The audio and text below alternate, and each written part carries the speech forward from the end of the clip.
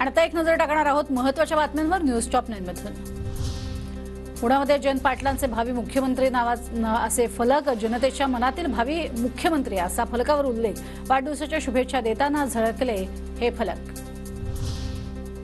अशोक चव्हाणांच्या भाजप प्रवेशानं महाविकास आघाडीच्या जागा वाटपाचा वेळ लागण्याची आणि वाढण्याची शक्यता, काँग्रेसचे आमदार भाजपच्या संपर्कात असल्यानं काँग्रेस वेट अँड वॉचच्या भूमिकेत।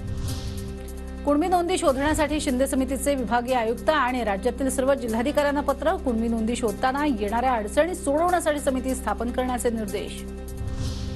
अजित पवारांचा उद्या बारामतीत मेळावा, आगामी लोकसभा निवडणुकीच्या दृष्टीने मेळाव्याचे आयोजन, अजित पवार मार्गदर्शन करणार। देवेंद्र फडणवीस आणि सुधीर मुनगंटीवारांना डिलीट पदवी, चंद्रपुरातील गोंडवाना विद्यापीठ करणार सन्मान। समीर वानखेडेंवर गुन्हा दाखल केल्यानंतर ईडीनं एनसीबीच्या 2 अधिकाऱ्यांचा जबाब नोंदवला। अटकेनंतर आर्यन खानला एनसीबी कार्यालयात आणल्याचं सीसीटीव्ही गायब, सूत्रांची माहिती। 30 लाखांवरील आर्थिक गुन्ह्यामध्ये ईडीला कायद्याचे कारवाईचे अधिकार, मुंबई पोलिसांच्या आर्थिक गुन्हे विभागात 30 लाख रुपयांवरील गुन्ह्यांमध्ये ईडीची सुमोटो कारवाई। शेतकरी नेते रविकांत तुपकरांच्या जमीन रद्दच्या अर्जावरती आज निकाल, तर न्यायालयाच्या निर्णयाआधी निर्धार मेळाव्याचं आयोजन, तुपकर समर्थकांशी संवाद साधणार।